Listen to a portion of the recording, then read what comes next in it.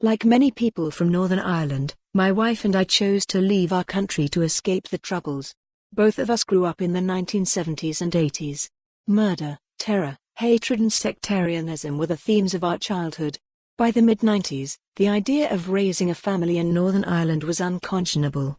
We wanted a new life for our children, a better one than we'd had. We came to Glasgow, and it immediately felt like home. Both of us quickly fell in love with Scotland.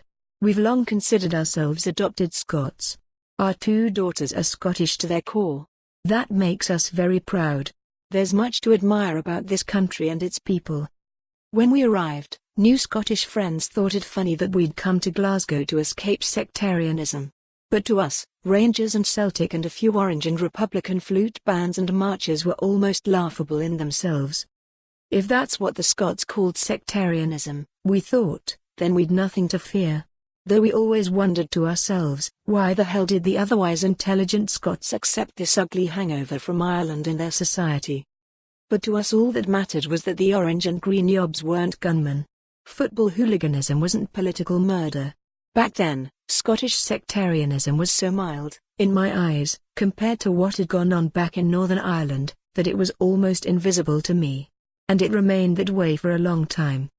Now though, something is stirring in the darkest recesses of Scotland's soul and it's ugly. At the weekend, we had yet another display of sectarian hatred imported from my country and played out on the streets of Glasgow. There were arrests and a police officer was injured after a Republican march and a Loyalist counter-demonstration clashed.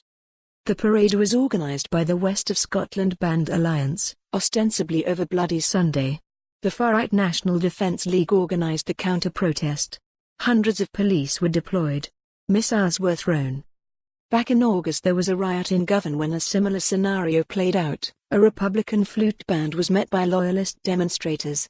In September, a police officer was injured following two Republican marches and subsequent clashes with Loyalist protesters. When it comes to the weekend marches, some will apportion more blame to Loyalists than Republicans because Bloody Sunday is seen as a good cause.